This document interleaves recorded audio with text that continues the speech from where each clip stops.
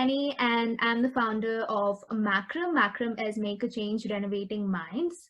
So, we are a community international organization rooting towards neuroscientific methods to prioritize your mental health.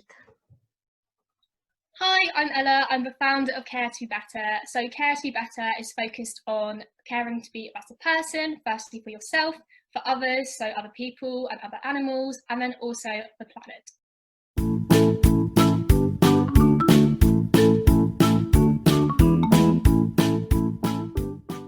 So I do a course called Liberal Arts, and part of that I do moral philosophy. So in moral philosophy, we discuss ethics, which is basically trying to figure out what the right thing is to do. So like working out good from bad, like right from wrong, trying to figure out what is the right decision. So ethically going about social media is just going about social media in the right way, in the good way, I'm going to call it. Some sort of etiquette code of conduct within the context of the society. So in terms of social media, etiquette code of conduct equals to using social media in a right way. So definitely there is using social media in a right way and wrong way, especially anyone spends a lot of time on Instagram watching reels from 15 to 45 minutes would be able to relate to this concept and will be able to understand better what exactly social media can affect on the human brain. So not just that, when we talk about the right ethics, so in the terms of social media, right ethics equals to right perspective as well as right thinking on how to leverage social media appropriately and how to engage people in the right way. So this statement is very much applicable for the cons of social media, like for example, let's say cons of using filters. So there has been a lot of scientific studies done on how using filter can really damage our brain, and it can lead to certain disorders like Snapchat dysmorphia and so on. We'll be definitely talking about it later on in this IGTV video. So this basically summarizes on the concept what exactly using social media ethically means. A small disclaimer, just because me and Ella are going to talk about using social media ethically, it doesn't mean that we are trying to portray a message that social media is really harmful, it's dangerous and you need to quit it. No, we are not trying to do that.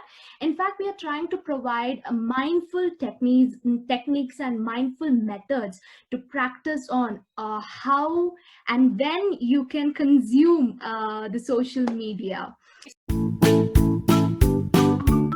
So the cons of social media.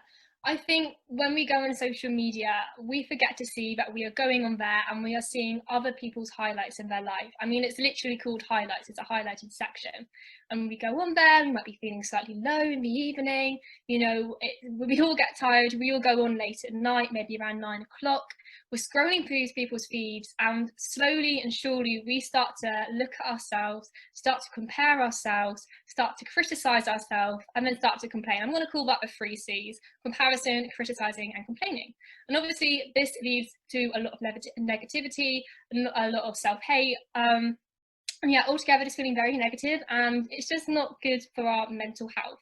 So in terms of like thinking about social media and thinking about it in the right way, I think going onto these platforms, especially Instagram, is just about being self-aware, realizing when people are going on there, they are portraying the best versions of themselves. Everybody does it.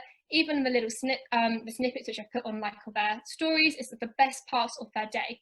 And people aren't posting all the time because they don't always have good points in the day. So I think going on there and just reflecting that, you know, these are the highlights. There is no point to use the three C's, that is criticizing, complaining, and comparing, and just try and go on there and be mindful that what you are seeing isn't true to life. Yeah, it's really scary stuff actually, and yeah. I'm someone who used to use filters quite a lot. And actually now I've started to become a lot more conscious of this. So let me just explain to you guys quickly what Snapchat dysmorphia is. So people are using Snapchat filters and they make your face look pretty, they make it look like you've got makeup on, slightly lift your face up so you look all cute, which seems so innocent. You go on there, you're not wearing makeup, absolutely fine. But then younger people, so like people who were just growing up, they might be more vulnerable, are going on and they're using these filters and they're coming away, they're looking in the mirror and obviously they don't look the same. They are then going and getting plastic surgery to look like these filters. Now, I'm all into, wanting to be the best version of yourself, wanting to make up yourself, but we really have to question the ethics behind this concept. People changing themselves to look like a filter. Snapchat dysmorphia. I certainly have my opinions on this, and in doing this and in having these opinions, I'm not using Snapchat filters. It's the same for Instagram filters. I'm not using these concepts because you have to think, even if I use it and I feel okay with using it, what about the more vulnerable people on the other side? How are they going to feel when I'm using it and when they think that I look like that? And consequently, they use it because they want to look like that. They want to look more glamorized. You do have to think about the other people who are seeing these filters. So as a consequence, I'm trying not to use these filters anymore. Maybe to my friends who I know are comfortable when I use these filters, but definitely not to a wider audience. That's actually wonderful, Ella. And to be very honest, I can really relate to it a lot. Because even I used to be a person where I used to use a lot of filters, especially sending snap to your friends, trying out different filters. So I used to be more excited trying out all these filters and all. And somewhere, like when I came across this article called Snapchat Dysmorphia, it made me realize that it can cause a serious repercussions, and it can lead to some sort of reshaping your entire mental map of your brain, and that can be really harmful. So before heading into that direction, I just quit all the filters, and to be very honest, I influence people not to use filter anymore. And there's this common hashtag, I think people in India would be able to relate to this. It's called filter hatavo and shakal dikavo. It means remove the filter and show your face. So that Oh, I love that. universal phenomenon, because this phenomena is more like people tend to forget the information because you trust the digital device to store it and remember it for you. So this is a very serious concern, because it not just limits to the information of your academics or news and so on. It also includes your personal memories, like remembering phone numbers, remembering your friends' birthdays, your partner birthdays, the dates of your anniversaries, and so on. So there are a lot of studies made on digital amnesia, and how our human brain works is, so when we learn any new information, there is some sort of production of new neurons. So when there is production of new neurons, your brain is being developed over there, and that ultimately boosts your cognitive skills such as analytical thinking, your logical reasoning, your memory, and so on. So there's some sort of healthy mental health.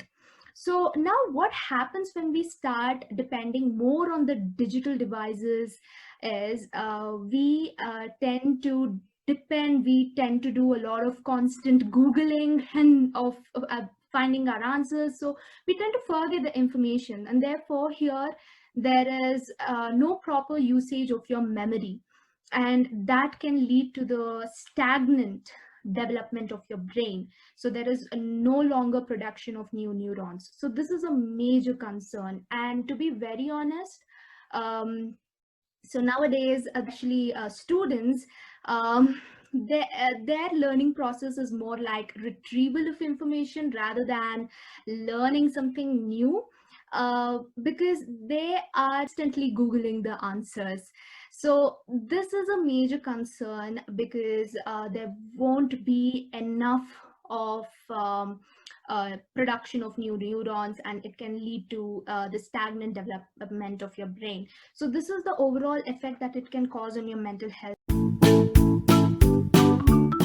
This concept is quite interesting. So whenever we are stuck in a situation, like awkward situation, where we are trying to avoid speaking to another person, so what we do is we just try to browse on any kind of social media apps, or we just try to stare on our blank screens and pretend that we are talking to someone else, or pretend that we are chatting with someone else. So basically we are using our digital device as a security or a comfort blanket.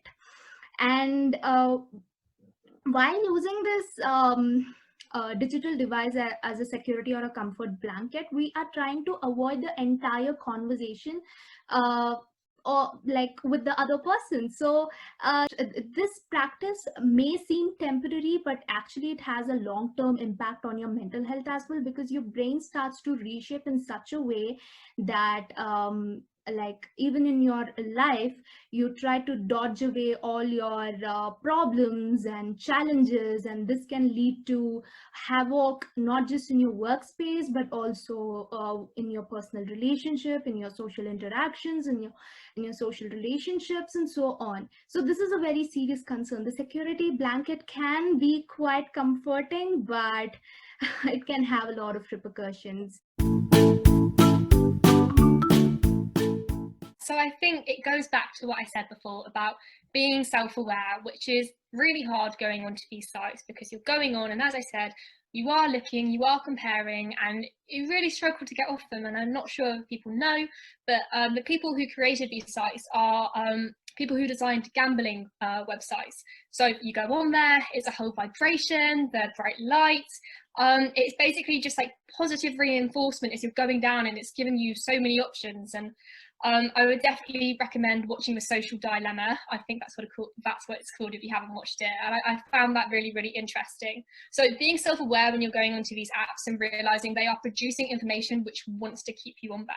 They're doing everything you can. I mean, when you get tagged in something, it comes up and it says you are tagged in this picture, but it doesn't show you the picture. It wants you to go on and look at that picture.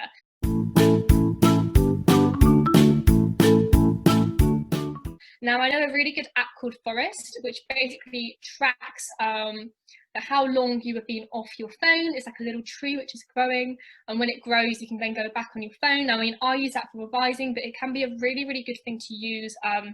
Say, for example, if you want to stay off your phone for a bit. Another thing to do is have a digital detox. So I couldn't recommend this enough. I was offline for about 2.5 years, and I felt amazing. I came back, I had so much confidence, I was walking around like I owned the place, just because it was just me and myself, and that was the only person I had to compare myself to. I think that's what led to the biggest sort of personal development, because I wasn't looking at what other people were doing. I was really focusing in on myself and thinking, what am I doing? And how can I improve? Not looking at the Kardashians and thinking, what have they done to improve their body? The focus was on me and like my mental health. So I think digital detox is a really, really good thing to do. And also as well, just like somebody told me this, and it's just like the best thing in the world. So thinking of yourself as like a plant, like this sophisticated house plant, and just remembering to keep it watered, remembering to feed it the right food, remembering if it gets cold, wrap it up, just treating yourself fairly. And then when you're going onto these sites, if you're already looking after yourself and you're going on and you're already in a good headspace when you're going onto these apps, then it makes managing them a lot easier if you yourself are in a good place. But I think, yeah, making sure your well-being is okay to begin with, making sure you are limiting your time, and making sure that you're not comparing, because these sites are portraying the best versions of people's lives, and we all have to sort of like inwardly reflect and think we are doing that as well. So of course, that's what other people are doing. That's what I would say in terms of like going onto these sites ethically.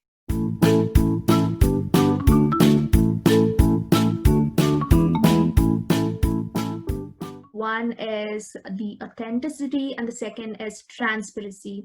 So this is really important, because this is a gateway on how you can use social media ethically. So this is the first step.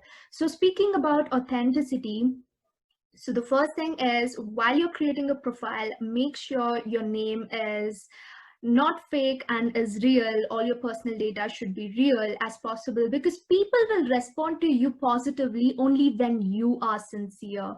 So let's say I do not want to share my information, like personal information. Let's say I don't want to share my name, nor I want to share my age and other personal details. So I would rather leave it blank instead of writing something which is not true. So that's one of the ways. So this not only portrays that you want to keep your space small, it also portrays that your account is not fake. So this is a powerful principle that you can apply. And the second thing is transparency. So transparency is really important. So whenever you post a content on social media, remember that you are influencing people.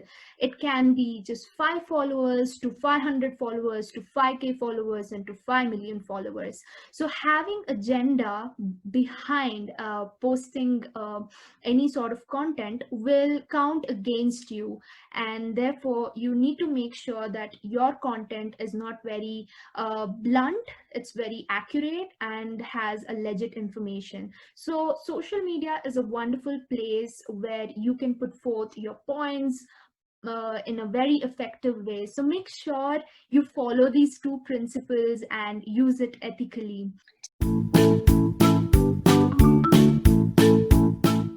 Definitely go through and see who you are following.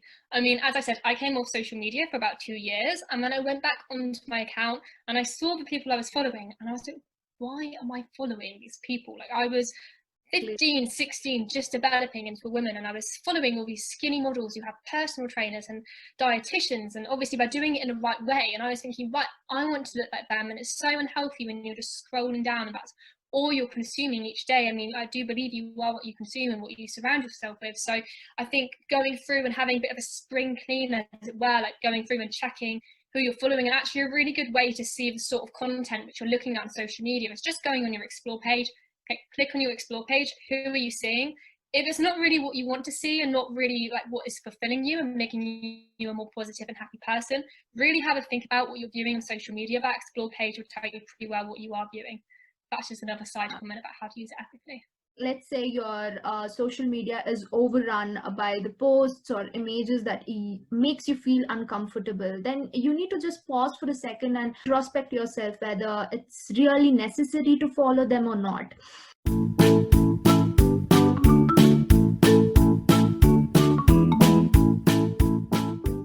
People who are starting it instantly, I think following social media diet all of a sudden, like quitting social media for like 3 to 4 months may not be a positive way for you. You may start having a lot of other negative emotions.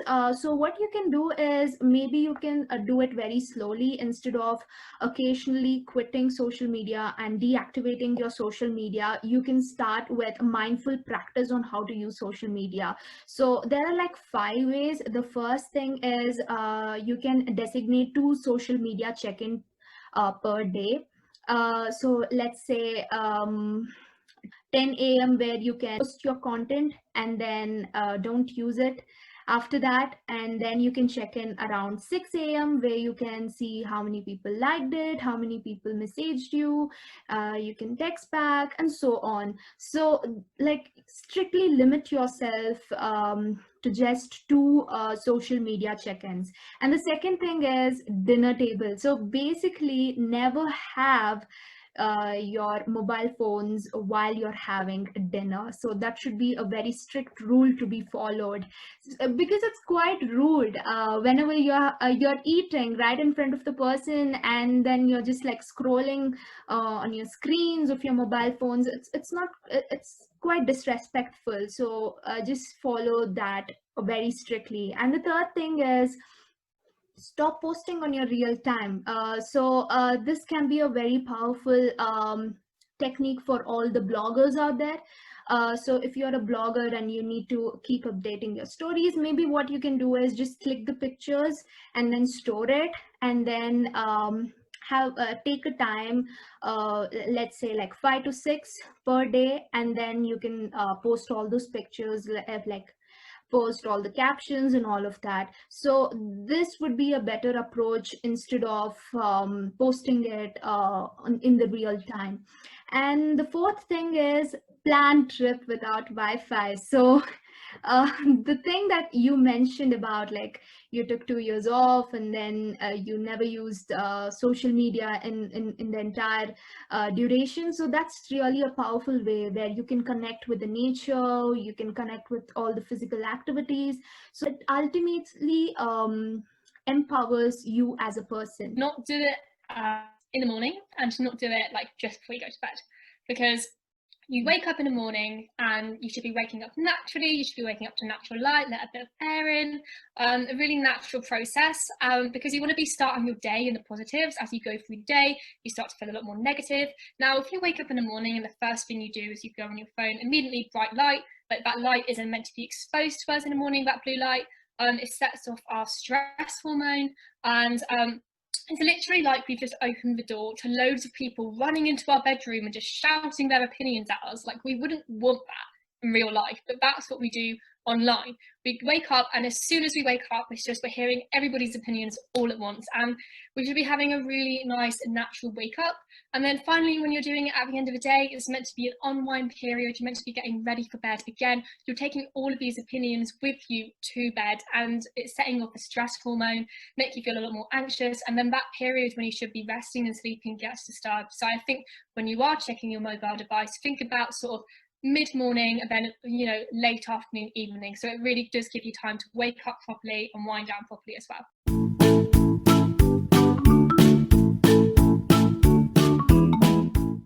Sleep is really a powerful cathartic tool that balances all your negative emotions. So most of us really underestimate the power of sleep. And you can install an app called f.flux. It's a really powerful app. In fact, I'm using it as well. So what it does is it records the amount of sleep that you need. So the amount of sleep that you need is 8 hours of sleep. It's the minimum amount of sleep that you will require. And so it records the amount of sleep, and when it's 6 o'clock or when it's 7 o'clock, so the blue rays that's being emitted from your screens will be filtered out, and therefore there is a less emission of the light. So that will help you to not hinder the process of the natural sleep inducer that's being produced in your body.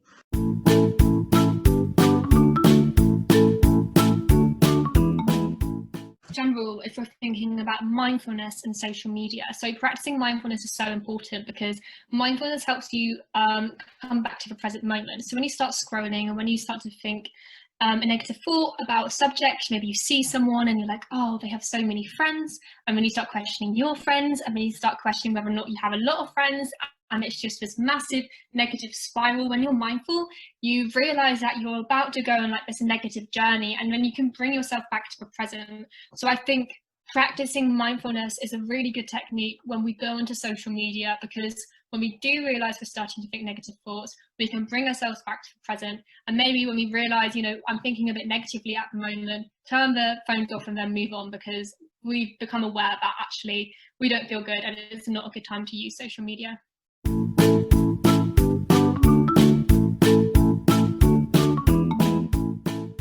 First thing is try reading more books, and like, do not constantly Google the information. So that's the first thing that you can do. And the second thing is know the barrier between need and action. So when you know this, when you acknowledge this, just pause for a second and try to think of the information, try to use your own brain. And if you're not getting, then depend on Google. And the third thing you can do is play more mind games like Rubik's Cube, or try solving puzzles and so on. And fourth thing is definitely practicing social media diet. And try avoiding the pages that is focused on image. So that can really like save you from the clutches of the societal standards of beauty.